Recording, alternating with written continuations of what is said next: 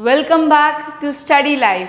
सो students, आज के इस सेशन में हम लोग देखने वाले हैं नीट के क्वेश्चंस कैसे सॉल्व करें। हम लोग एग्जाम्पल्स के लिए ले रहे हैं नीट 2020 के क्वेश्चंस। सो देखा जाएगा कैसे ये क्वेश्चंस को हम लोग सिंपल टेक्निक में सॉल्व करते हैं, अपने पॉइंट्स यूज़ करके कैसे हम एलिमिनेट करेंगे रॉन्ग आंसर्स एंड कैसे फाइंड आउट करेंगे कौन सा राइट आंसर है, वो भी एकदम इजी टेक्निक में। So let us start with the first question of NEET 2020 which is, you can see over here, which of the following is not an attribute of population। मतलब population का कौन characteristic नहीं है attribute. सो यहाँ पे हम लोग को पता है हर एक टर्म्स के बारे में। पहले तो आपको पता होना चाहिए कितने एट्रीब्यूट्स है पॉपुलेशन के। सो फर्स्ट आता है natality which is the birth rate. This natality which is known as the birth rate, ये एक एट्रीब्यूट है पॉपुलेशन का। The second one which is mortality, जिसको बोला जाता है death rate. This is also an attribute of the population. Third option देखेंगे sex ratio, जिसमें रेशियो होता है of the number of females to the number of males. So this is also an attribute of the population. So we know the correct answer. So अपना correct answer कौन सा है? बहुत ही simple था ये वाला, स्पीशीज इंटरेक्शन। यही रह गया है लास्ट ऑप्शन जो एक एट्रीब्यूट नहीं है पॉपुलेशन का। सो कितना इजी था राइट आंसर फाइंड आउट करना। Let us move to the second question. अपना सेकेंड क्वेश्चन है यहाँ पे कौन से प्रोसेस में ग्रोथ मैक्सिमम होता है। सो प्लांट्स में, इन प्लांट्स वी नो जो ग्रोथ कर्व होता है, in the growth curve we have got 3 distinct phases. वो जो 3 फेजेस थे वो कौन से थे? पहला वाला है लैग फेज, जो एकदम स्टार्टिंग वाला फेज है। इसमें इसको बोला जाता है फेज ऑफ सेल डिविजन भी, बिकॉज इसमें सेल्स डिवाइड करते हैं। सेकेंड वाला होता है log phase. This log phase is called as the exponential phase, क्योंकि इसमें ग्रोथ सबसे फास्ट होता है। एंड थर्ड वाला आता है steady phase which is also known as the stationary phase. So जब यहाँ पे हम ऑप्शंस देखते हैं क्वेश्चन में, मेन वर्ड की तरफ फोकस करो। मेन वर्ड क्या है यहाँ पे? Growth maximum. सो यहाँ पे ये जो 2 ऑप्शंस है ये क्लियर रॉन्ग है। क्यों ये क्लियर रॉन्ग है? बिकॉज सेनेसेंस वर्ड का मतलब क्या होता है? एजिंग, एंड डॉर्मेंसी मतलब जो ग्रोथ अरेस्टेड होता है, that is called as dormancy. So we have options between lag phase and log phase. So we know the correct answer log phase. It is because इसमें एकदम fast growth होता है, exponential growth. So this is the correct answer which is the log phase. था ना simple ये वाला भी। So if we move to the third one, third question over here, कौन से रूट्स ओरिजिनेट होते हैं from the base of the stem. So ये जो स्टेम है, इसमें ये जो बेस है उसका, this base of the stem, ये रीजन को बोला जाता है node. This region is called as the node. Node की खासियत क्या थी? वहाँ पे एकदम tightly packed cluster of cells है। सो ये जो नोड है, यहाँ से जो भी equal size roots emerge out होते हैं, कैसे होते हैं ये एकदम पतले पतले धागे की तरह होते हैं। They are very thin thread like. ये रूट्स को क्या बोला जाता है? Fibrous roots. क्यों इसको फाइबरस बोला जाता है? बिकॉज ये एकदम पतले पतले धागे की तरह होते हैं, like fibres. They are also known as adventitious roots. इनको एडवेंटिशियस रूट्स भी बोला जाता है, हाइट में कम होते हैं। सो कौन से रूट्स ओरिजिनेट होते हैं from the base of the stem? So clear answer over here is fibrous root. बाकी के रॉन्ग क्यों है? बिकॉज यहाँ पे जो प्रॉप रूट वर्ड दिख रहा है ये रॉन्ग क्यों है?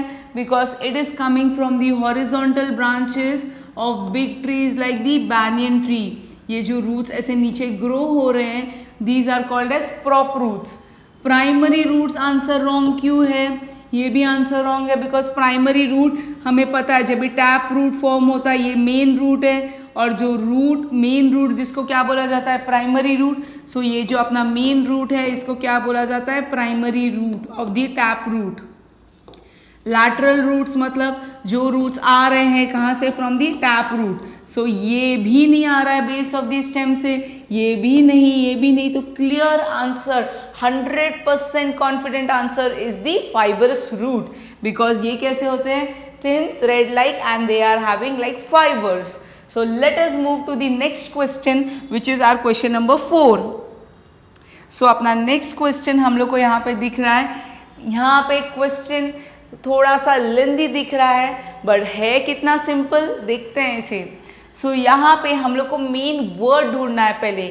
फर्स्ट मेन वर्ड यहाँ पे ये है कि कॉजेटिव एजेंट फाइंड आउट करो, कॉजेटिव ऑर्गेनिज्म, मतलब किसके वजह से ये डिजीज हो रही है एंड कौन सा करेक्ट ऑप्शन है।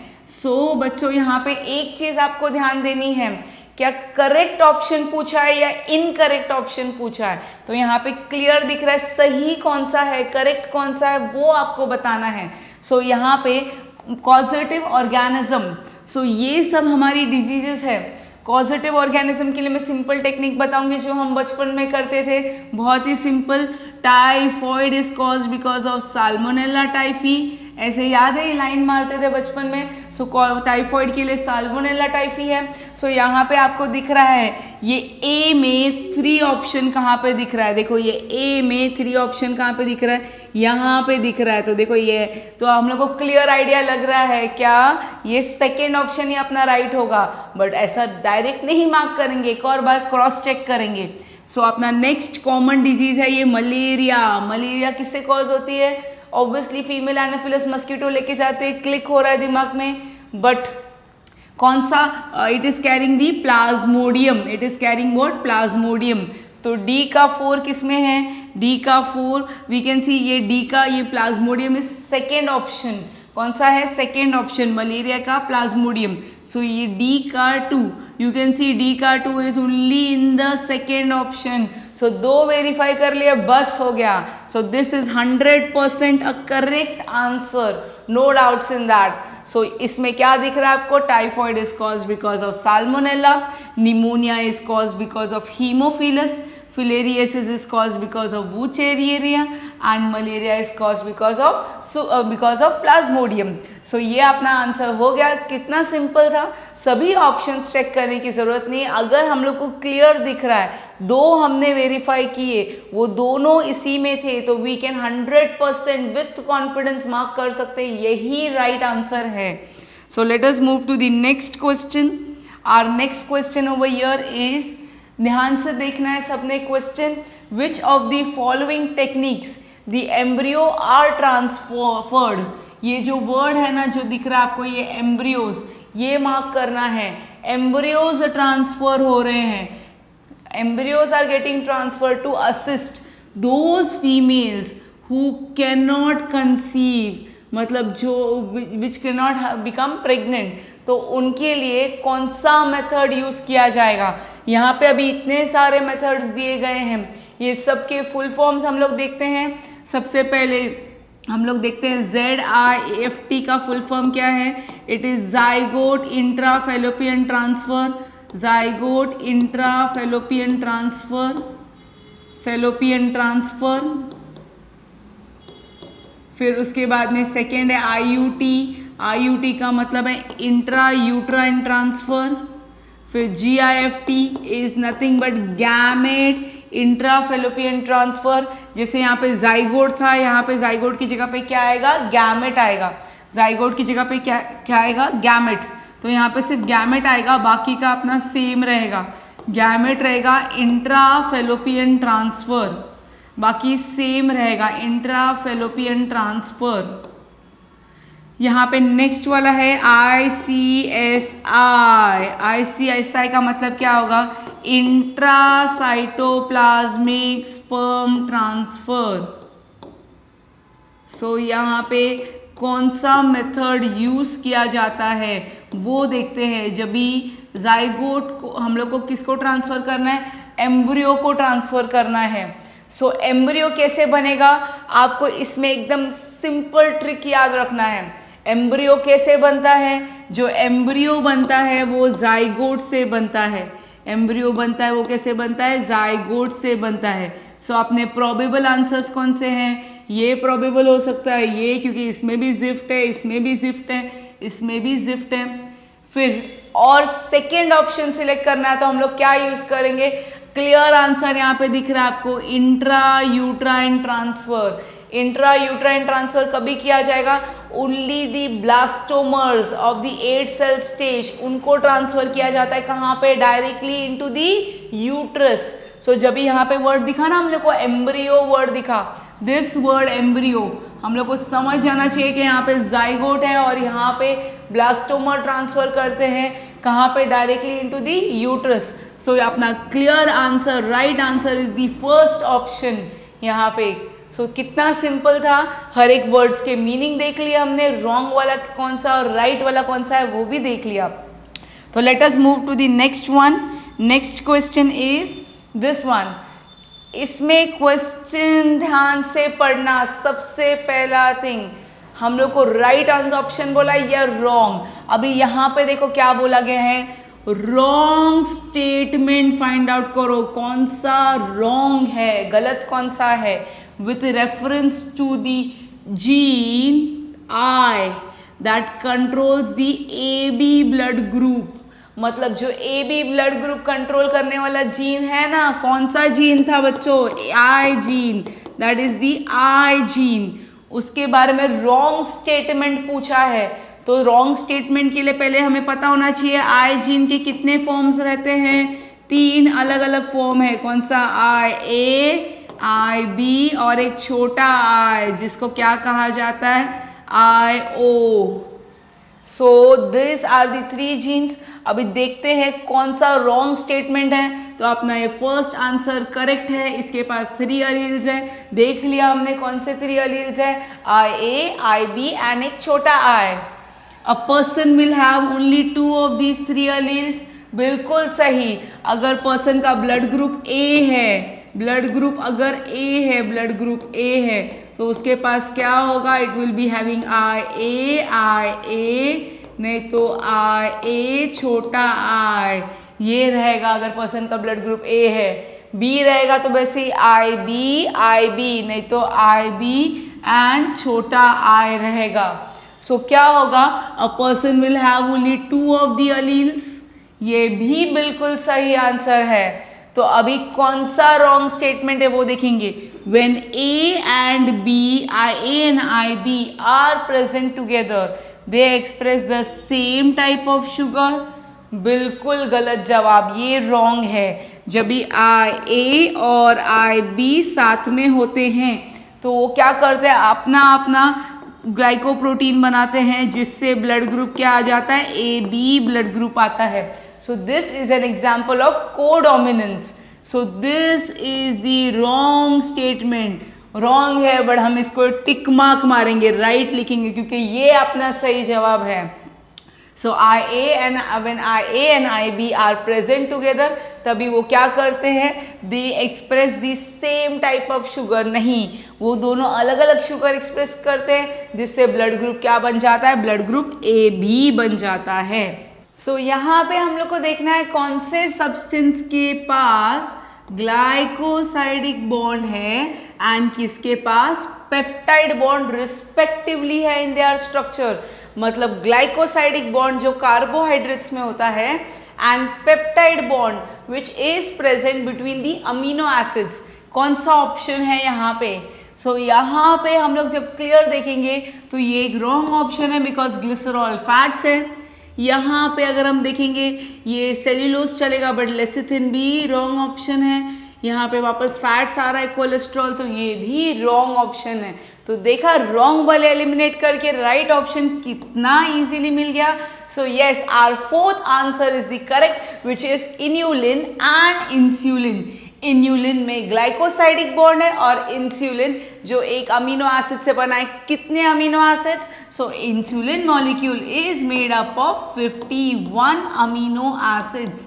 कितने हैं इसमें? 51 अमीनो एसिड्स प्रेजेंट है इसमें। 51 अमीनो एसिड्स है इसमें प्रेजेंट। तो सिंपल था ये question. Let us move to the next question. Next question के पास जाते हैं हम लोग। सो ये हमारा नेक्स्ट क्वेश्चन है। अगर आप देखोगे इसमें क्या दिया हुआ है, प्लांट के अंदर कौन से 2 जनरेशन्स है, which parts of the plant, कौन से प्लांट पार्ट के अंदर दिख रहा हम लोग को 2 जनरेशन्स है within the other. 2 generations present रहते हैं one within the other. So ऐसे कौन से प्लांट पार्ट्स है जिसके अंदर जनरेशन है एक के अंदर दूसरा।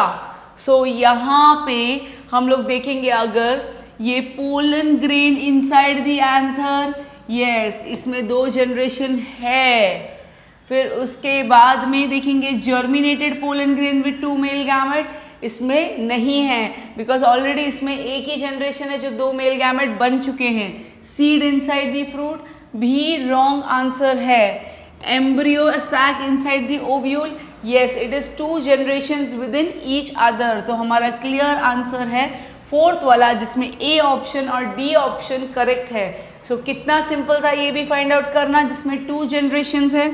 नेक्स्ट क्वेश्चन हम लोग जाते हैं। यहाँ पे हम लोग देखेंगे कौन सा प्रोडक्ट रिएक्शन कैटलाइज होता है by enzyme which is called as nitrogenase in root nodules of leguminous plant. अभी ये जो लेग्यूमिनियस प्लांट रहते हैं, लेग्यूमिनियस प्लांट, इनमें क्या होता है, जो नाइट्रोजिनियस एंजाइम है, नाइट्रोजिनियस एंजाइम का फॉर्मेशन वो कौन सा मतलब प्रोडक्ट ऑफ रिएक्शन है जिससे ये नाइट्रोजिनियस एंजाइम बनता है। सो इसका क्लियर आंसर हम लोग को दिखाई देगा। यहाँ पे रॉन्ग वाले एलिमिनेट करते, अमोनिया वैसे राइट आंसर है, ammonia is the right answer. Ammonia यहाँ पे भी है, यहाँ पे भी है और यहाँ पे भी है, बट अमोनिया के साथ यहाँ पे हाइड्रोजन भी चाहिए। सो जो प्रोडक्ट ऑफ द रिएक्शन है which is catalysed by nitrogenous enzyme, जो रूट नोड्यूल्स में हो रहा है, उसमें जो प्रोडक्ट ऑफ द रिएक्शन है that is ammonia and hydrogen. So let us move to the next question. यहाँ पे बोला गया है जो करेक्ट स्टेटमेंट है वो बताना है। करेक्ट स्टेटमेंट कौन सा है, सही स्टेटमेंट बताना है। किस रिगार्ड में, G1 फेज ऑफ इंटरफेज। जब भी हम लोग इंटरफेज देखते हैं तो कितने फेजेस में डिवाइडेड है, G1, फिर उसके बाद में S फेज, फिर क्या आएगा, फिर आएगा G2 फेज। सो यहाँ पे 3 फेजेस इंटरफेस के हम लोग को पता है, G1, S और G2। कौन सा स्टेटमेंट सही है ये फाइंड आउट करना है, किसका, of the G1 phase. Now जो ये DNA सिंथेसिस और रेप्लिकेशन होता है, ये आंसर अपना रॉन्ग है बिकॉज ये कौन से फेज में हो रहा है, S फेज में होता है ये replication. This word of replication is taking place during the S phase. फिर उसके बाद में ये reorganisation of all the cell components, ये बाद में G2 में होता है। सो ये आंसर भी रॉन्ग है। न्यूक्लियर डिवीजन, ये तो बिल्कुल ही रॉन्ग है। ये कौन से फेज में होता है, M फेज में होता है। सो G1 फेज में ये वाला आंसर राइट है बिकॉज G1 में क्या होता है, cell is metabolically active and grows, but replication of DNA नहीं होता बिकॉज जो रेप्लिकेशन ऑफ DNA है वो कभी होता है, during the S phase. S phase में रेप्लिकेशन ऑफ DNA होता है। सो सीधा clear correct answer is our option number 3। Option number 3 में हमने क्या देखा है, सेल इज मेटाबॉलिकली एक्टिव, वो ग्रो होता है but does not replicate its DNA। Let us move to the next question. Next question यहाँ पे क्यूबॉइडल एपिथेलियम। सो ये अपना क्यूबॉइडल एपिथेलियम है which is nothing but cube shape. Cuboidal epithelium, this is the basement membrane. ये जो नीचे present रहता है इसको क्या कहते हैं, बेसमेंट मेम्ब्रेन। बेसमेंट मेम्ब्रेन बोलते हैं इसको। और इसमें microvilli with brush border present है। So cuboidal epithelium with brush border किसका, ऑफ द माइक्रोविलाई, ये कहाँ पे प्रेजेंट है, दिस इज प्रेजेंट। ये lining of the intestine wrong option है because lining of the intestine में कौन सा एपिथेलियम प्रेजेंट है, कॉलमनार एपिथेलियम प्रेजेंट है यहाँ पे, columnar. Duct of the salivary gland भी रॉन्ग है, बिकॉज इसमें हम लोग देखेंगे duct of the salivary gland में हमारे पास क्यूबॉइडल एपिथेलियम है, बट विथ ब्रश बॉर्डर बोला है यहाँ पे, ब्रश बॉर्डर वाला वहाँ पे नहीं है सलाइवरी ग्लैंड में। ये प्रॉक्सिमल कॉन्वोलेटेड ट्यूब्यूल में इसमें नॉर्मल क्यूबॉइडल है। Proximal convoluted tubule of nephron में ये करेक्ट ऑप्शन है, क्योंकि इसके अंदर क्या याद रखना है, ये ब्रश बॉर्डर है माइक्रोविलाई का। ये जो माइक्रोविलाई रहते हैं ना, ये फिंगर लाइक प्रोसेस बनाते हैं, ऐसे फिंगर लाइक प्रोसेस। सो वो कहाँ पे प्रेजेंट है, प्रॉक्सिमल कॉन्वोलेटेड ट्यूब्यूल किसका, ऑफ द नेफ्रॉन, उसमें प्रेजेंट है। सो नेक्स्ट ऑप्शन अगर हम देखेंगे यहाँ पे, कौन सा स्टेटमेंट इंक्लूजन बॉडीज के बारे में करेक्ट है। ये जो इंक्लूजन बॉडीज है कहाँ पे पढ़ा है हमने बच्चों, ये पढ़ा है हमने प्रोकैरियोटिक सेल में। अभी प्रोकैरियोटिक सेल बहुत ही प्रिमिटिव सेल है, जिसमें वेल डेवलप्ड न्यूक्लियस नहीं है, और ये इंक्लूजन बॉडीज क्या फंक्शन करते हैं, रिजर्व फूड स्टोर करने का काम करते हैं। Reserve food which is in the form of glycogen. So ये स्टोर करते हैं कौन, इंक्लूजन बॉडीज। सो यहाँ पे बच्चों बहुत ध्यान से देखो क्या बोला है, इनकरेक्ट स्टेटमेंट, मतलब कौन सा स्टेटमेंट गलत है। सो यहाँ पे चेक करते हैं, they are not bound any by any membrane, ये सही है, उनमें मेम्ब्रेन नहीं होता है। दे लाई फ्री इन दी साइटोप्लाज्म, ये भी करेक्ट है, ये साइटोप्लाज्म में रहते हैं। दे रिप्रेजेंट रिजर्व मटीरियल, ये तो यहाँ पे लिखा ही है, इनका काम क्या है, रिजर्व फूड स्टोर करना, कहाँ पे, in the form of glycogen. So इसमें सही आंसर कौन सा है, सही मतलब जो हमें बोला गया है रॉन्ग वाला फाइंड आउट करने। सो रॉन्ग वाला ये है, they are involved in injection of food particles, this is the wrong answer, जिसमें इंजेक्शन ऑफ फूड पार्टिकल्स इन लोग कर रहे हैं, this is the wrong answer. So let's move to the next question. What is the most important site of formation of glycoproteins and glycolipids in eukaryotic cell? कहाँ पे glycoprotein और glycolipid बनते हैं? सो वेरी सिंपल आंसर, इसका answer है Golgi bodies, because इसको बोला जाता है packaging and forwarding department of the chemical factory of the cell. तो सभी कुछ यहाँ पे बनता है, कहाँ पे, in the Golgi bodies. Let us move to the next question, which is, यहाँ पे क्या दिख रहा है, जेल इलेक्ट्रोफोरेसिस में जो सेपरेशन होता है डीएनए फ्रैगमेंट्स को, उसको विजुअलाइज करने के लिए, उसको देखने के लिए, ये हमारा अगारोस जेल है जिसमें वेल्स थे। ये जो डीएनए बैंड सेपरेट होते हैं, इनको विजुअलाइज करने के लिए जो डाई या जो स्टेन यूज़ किया जाता है उसका नाम क्या है, इथिडियम ब्रोमाइड इन यूवी रेडिएशन। इथिडियम ब्रोमाइड ये क्या करता है, ये ऑरेंज कलर के बैंड देता है। तो बच्चों यहाँ पे भी हमको इथिडियम ब्रोमाइड फोर्थ ऑप्शन में भी दिखाई दे रहा है, बट यहाँ पे दिख रहा है इंफ्रारेड रेज, इस करके ये वाला ऑप्शन क्या है, रॉन्ग है। सो यहाँ पे सेकंड ऑप्शन करेक्ट है, जिसमें हमें क्या दिख रहा है, ऑरेंज कलर के बैंड्स मिलते हैं because of ethidium bromide. So this is the correct option. Let's move on to the next one. कौन सा सही है बोला गया है, यहाँ पे कौन सा रॉन्ग स्टेटमेंट है वो फाइंड आउट करना है। यहाँ पे ध्यान से देखो बच्चों, रॉन्ग वाला फाइंड आउट करना है with reference to transport of oxygen. Oxygen का ट्रांसपोर्ट होते वक्त कौन सा रॉन्ग स्टेटमेंट है, तो binding of the oxygen with the haemoglobin, ये ज़रूरी है, it is related to partial pressure of oxygen, ये बिल्कुल सही है। कितना ऑक्सीजन बाइंड करेगा haemoglobin, it is depending on the partial pressure of oxygen. Partial pressure of carbon dioxide can interfere with the oxygen binding of the haemoglobin, ये भी सही जवाब है, क्योंकि जो पार्शियल प्रेशर रहता है कार्बन डाइऑक्साइड का, किसके साथ इंटरफेयर करता है, ऑक्सीजन के बाइंडिंग के साथ। Higher H+ concentration in alveoli favours the formation of oxy haemoglobin, ये रॉन्ग जवाब है। तो अपना सही जवाब ये है, because lower hydrogen H+ ion concentration रहता है ना, लोअर H+ आयन कॉन्सेंट्रेशन रहता है, तब भी फेवर होता है फॉर्मेशन किसका, ऑफ ऑक्सी हीमोग्लोबिन। तो हमें रॉन्ग वाला स्टेटमेंट फाइंड आउट करना था, ये थर्ड स्टेटमेंट हमारा रॉन्ग है। Let us move to the next question. Ray florets have, जो रे फ्लोरेट्स रहते हैं ये कहाँ पे है, इनके पास क्या है? Ray florets are present in sunflower. अभी इनके पास कौन सा ओवरी है? Their ovary is the inferior ovary. Why it is called as inferior ovary? Because ovary सबसे नीचे होता है। ये ओवरी हमने पढ़ा, ये जो पूरा का पूरा थैलामस होता है ये कवर करता है एंटायर ओवरी को, एंड ये इसके अंदर के ये ओव्यूल्स है, ठीक है। और वो जो बाकी सब फ्लोरल पार्ट्स है ना वो कहाँ से आते हैं?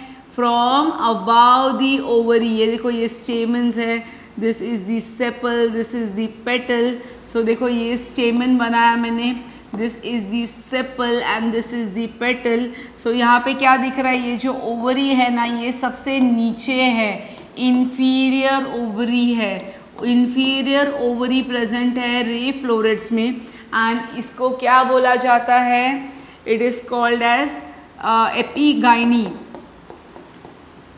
It is called as this में, इसमें ओवरी सबसे नीचे है, इंफीरियर ओवरी। सो रे फ्लोरेट्स जो कहाँ किस में है? In sunflower. They have got which ovary? They have got inferior ovary. यहाँ पे आपको क्या दिख रहा है? ये जो रे फ्लोरेट्स था ये इंफीरियर ओवरी है इनके पास।